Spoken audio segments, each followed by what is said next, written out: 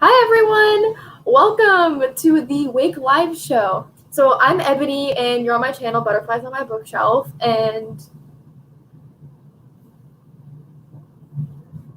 I am at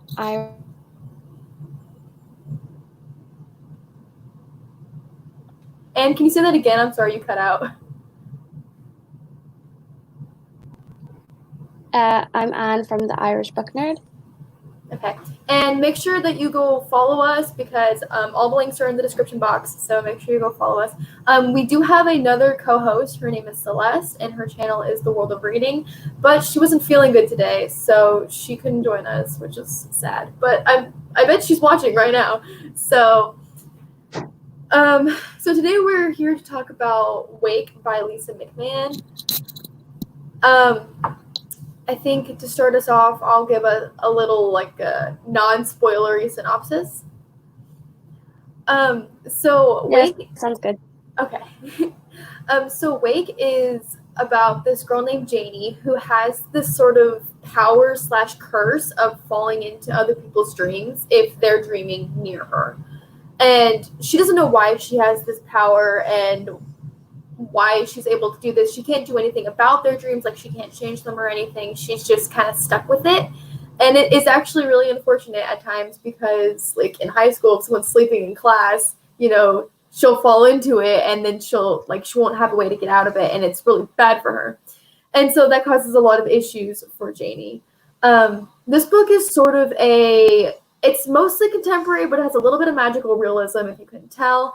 And there is a little bit of a mystery aspect in this book, and more of a mystery aspect in the sequel, if you're interested in that. Yeah, that's pretty much the main synopsis. Okay, going into this live show, I already know that we have some differing opinions, so this is going to be interesting. Yeah.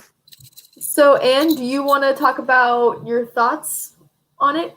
Oh, wait, non-spoilery. Yeah, sure. Non-spoilery thoughts. Yeah, of course. That's no problem. Gave this book 1 star. I didn't really like it, to be fair. I felt like there was no real kind of plot. I was very confused.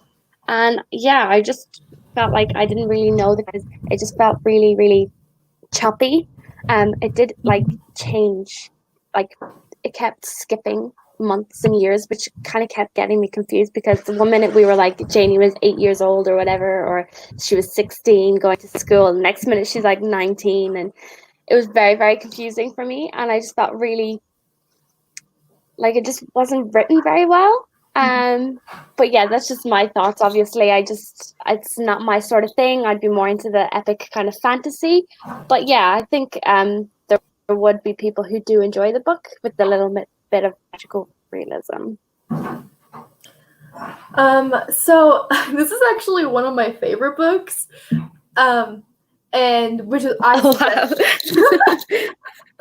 I actually suggested it, and then when we did the vote, that it won. Like, I didn't just pick it, like people voted on it. Yeah.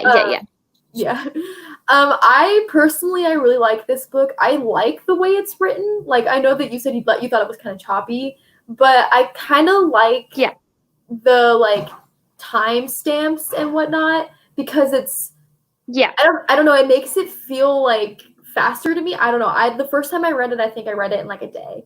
Like, to me, it's a really quick read. And I don't know. I think it does have, like, at the beginning, there is like a portion, like a chapter or so, and then it does go back in time to kind of like give a little backstory, and then it goes like it's like a flashback sort of, and then it does go back to the original timeline, which can be kind of confusing. I understand that. I don't know. Personally, I really like it, but also, we talked about Anne and I talked about this before. I really like character-driven stories. I really like when things happen to characters, and more like a slice of life type story. But Anne likes plot-driven. Yeah. So obviously that kind of clash too, because it was quite a character-driven story.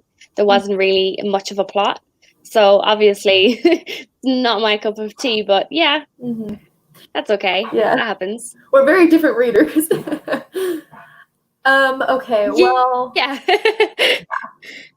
I think we're probably going to start doing spoilers. So if you don't want to be spoiled, Yeah, that'll be good. click off and read it and then come back and watch it later. Okay. Bye, everyone who doesn't want to be spoiled. Okay, spoilery thoughts. What did you think about Cable? Cable was quite a good character, but I was very confused with the whole she thought he's a drug dealer and sudden he's not. He's a undercover cop. I just felt like it came out of nowhere. I think that if the author kind of put some hints in the rest of the story, I think it would have like kind of mixed a little bit better, kind of worked a little bit better. But yeah, I just felt like, what the heck? Where did that come from? Kind of thing. It was very, very confusing. But he was a really good character. He's really sweet. I did like him. But yeah, that's kind of what I thought about it. I think, and I get where you're saying, like, yeah, there probably should have been hints. Personally, I think that this story is from, like, Janie's, like, whole viewpoint. So, like, if Janie didn't know, then we wouldn't know, you know? Yeah, I do think that that's true. There should have been something, maybe, that, like, kind of hinted at that. And I guess it kind of is, like, you know there's something going on with him, you just don't know what. So, there's that. I'm gonna bring up a comment here. So Luna Moons Reed said the cop and drugs, I felt it as unnecessary. And me too. Yeah, to an extent, I think that it's kind of weird and not, I don't know, like it is very random, and I agree with you. In the second book, they kind of go more into that thing and like the undercover cop stuff, and it like plays more into the plot in the second book. Right, okay. So she's kind of building it for book 2. Yeah, this one is really kind of just like laying I just kind of groundwork. Yeah, that makes sense. It kind of feels that way too. I just felt like if it was something else, it would have felt a little bit more connected. But yeah, drugs and the cop thing was just very out of place for me. Yeah, no, I agree. Honestly, like the parts where they do like the bust and stuff, like the drug bust, I'm like, this isn't my favorite part, but yeah. What did you think about? Yeah. What did you think about Janie's character? She was quite a good character. She was I just felt like she was sometimes quite annoying, the way she went on about things like, oh, Caleb's a drug dealer, I can't be with him, sort of thing. And then the next minute she's kind of kissing him. It's like, what are you doing? And I just felt like she didn't really try and help herself. Like, she went to the library and she kind of got the books to learn about this dream walking, and then all of a sudden she could help herself, which I felt was a bit it didn't really work for me. I felt like if the whole story was kind of her trying to figure out what was going on and how to help herself instead of towards the end, I felt like I would have connected with her that bit more. But although the whole thing, mom, I kind of felt sorry for her because basically trying to raise herself, which was really, really sad.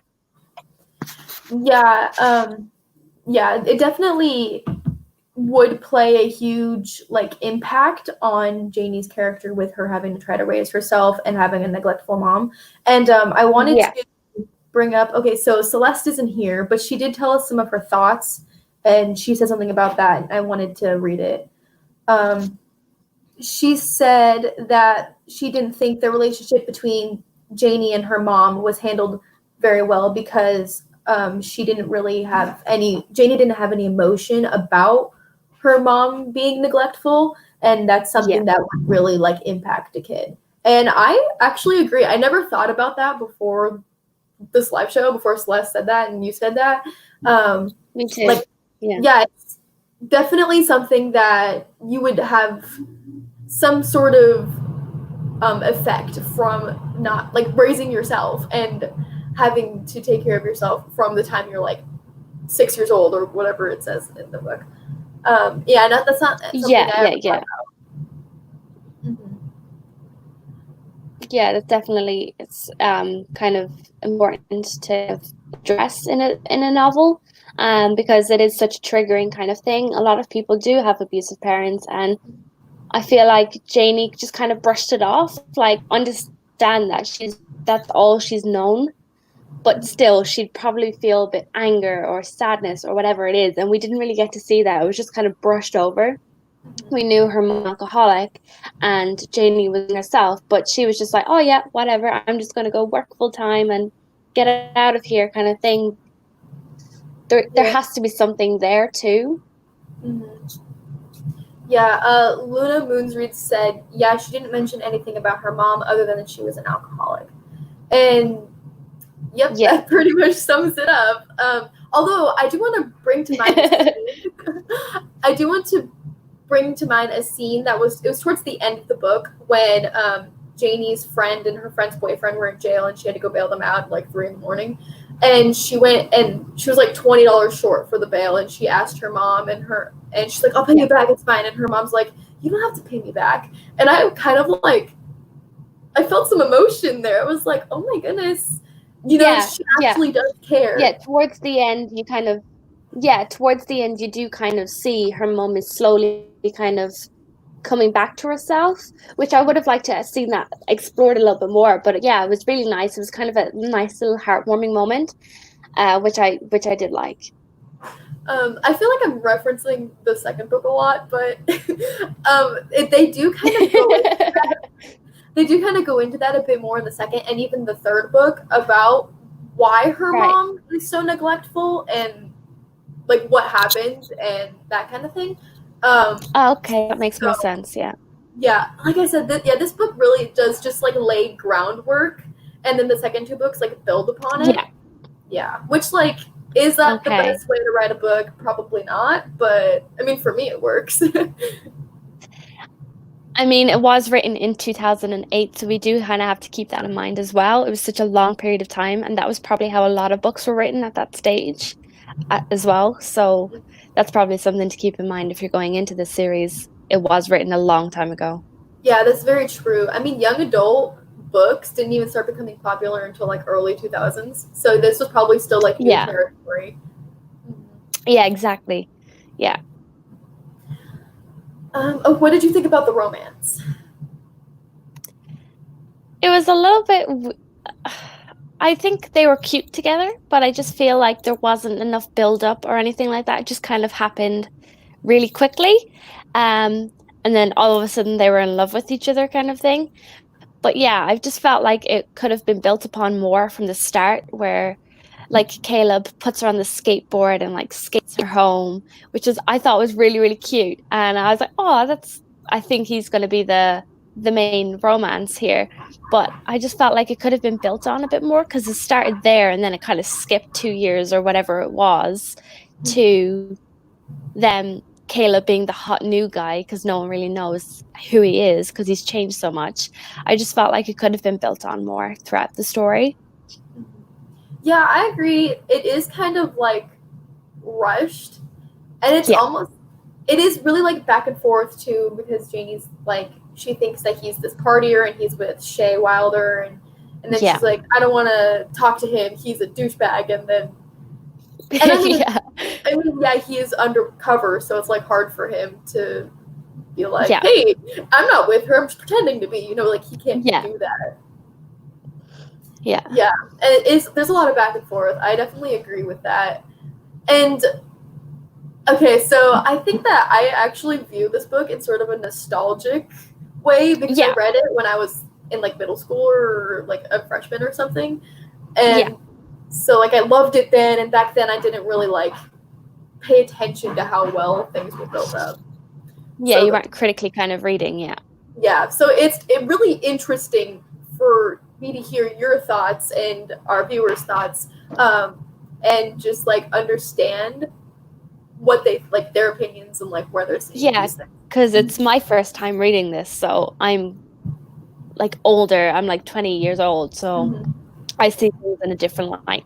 So Yeah, yeah. exactly.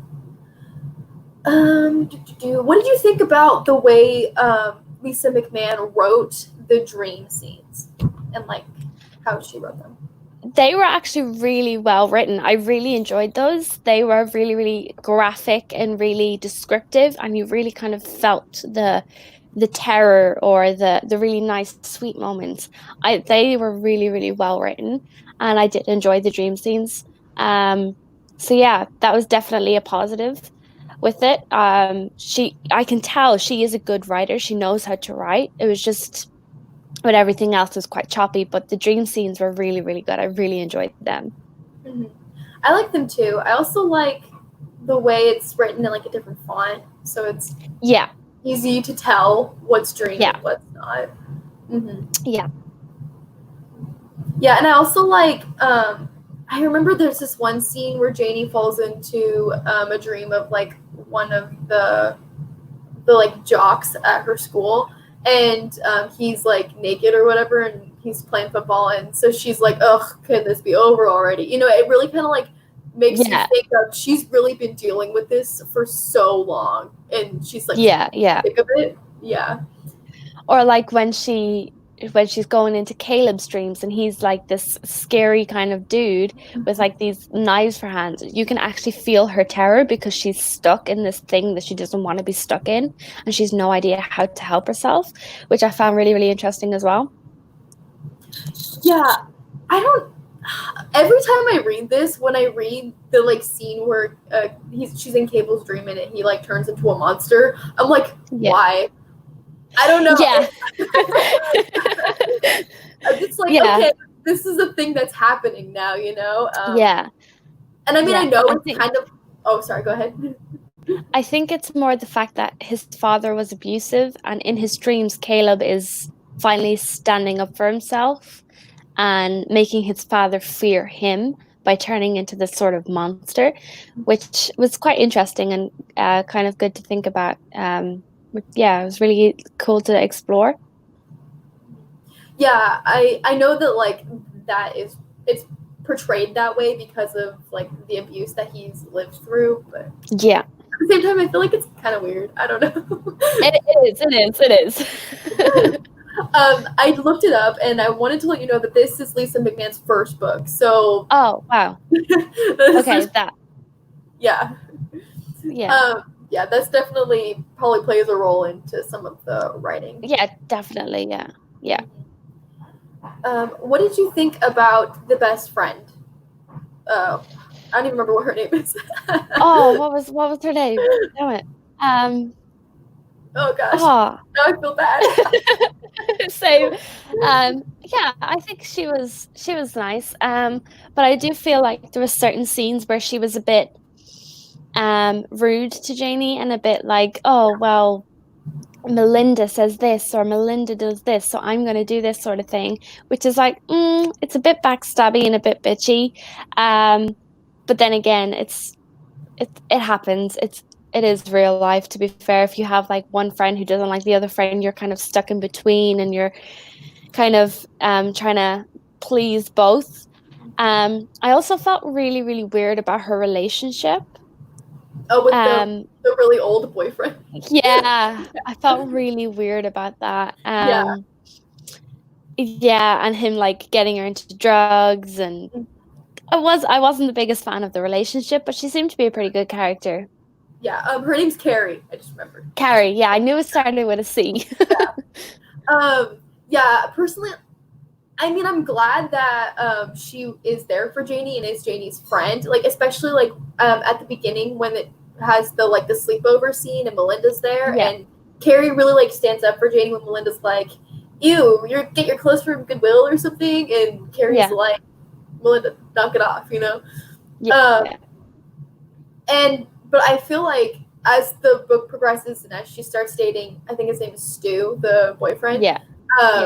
She definitely becomes like less.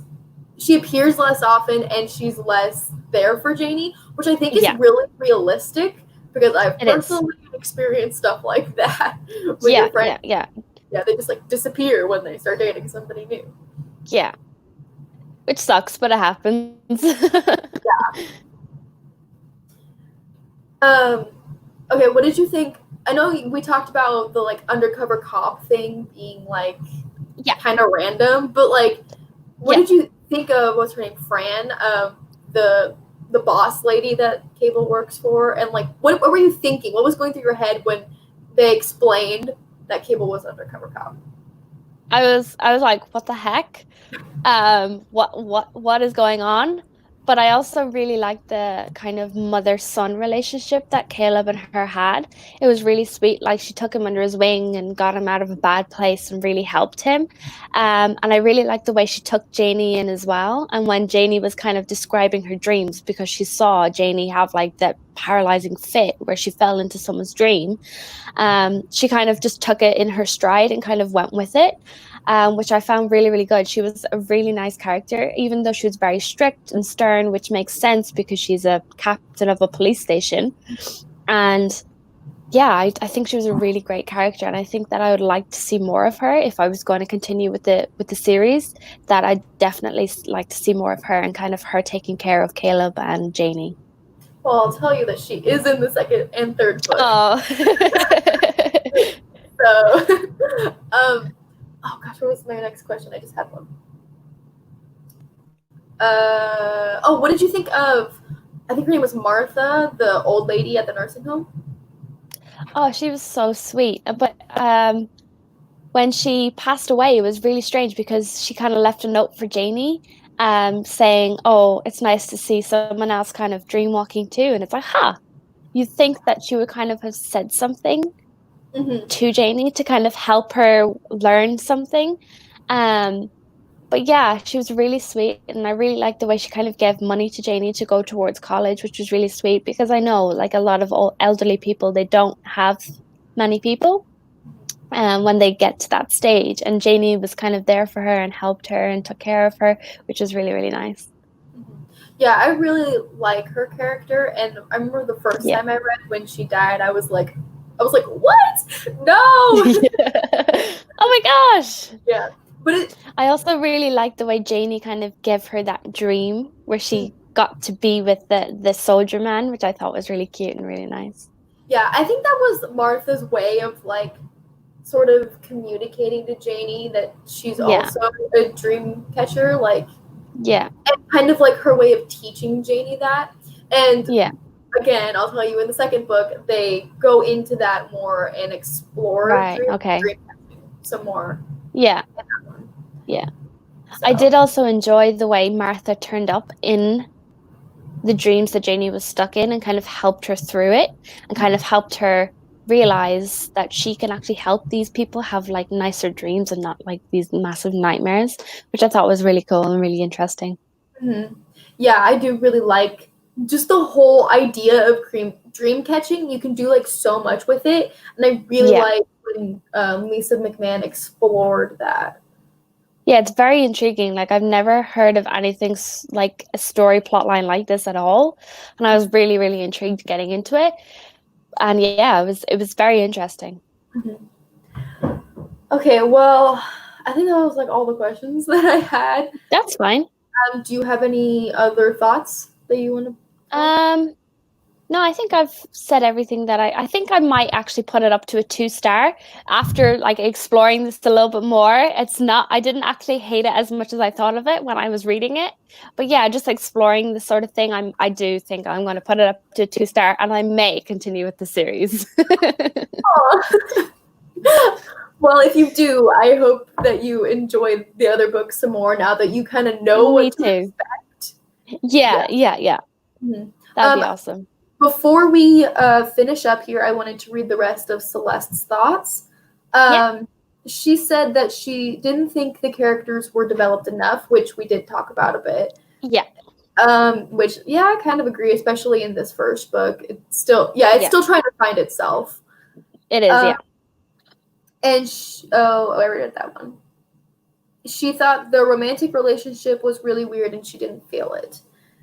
Which, I mean, I like it, but yeah, it was cute, but again, it was very rushed, and it was kind of, it seemed unnecessary with the story. But then again, it also is kind of necessary because of the whole cop plot line and everything like that. So yeah, I can see where she's coming from with that one. Yeah, agreed. And lastly, she said she thought the plot was weak, but we did talk about how it's more of a character-driven story than a plot-driven. So, and I think she's also more of a plot-driven person. Yeah, I think she is too, yeah. Yeah. Okay. Well, let's see here. We're going to announce. Oh, we actually have something to say. It's sort of sad news. It is. Unfortunately, Celeste will not be co-hosting with us anymore. She just didn't feel like this was something that she wanted to do. She wanted to focus on her mental health, which is totally understandable. And maybe sometime in the future she'll come back when she's feeling a little better. But Anne and I will continue to do monthly books, and we are going to announce next month's book right now. Okay, so we did do a poll on Twitter and on Instagram, so make sure if you want to vote in future books of the month that you follow our Twitter and our Instagram, which are linked down below, and you can vote there.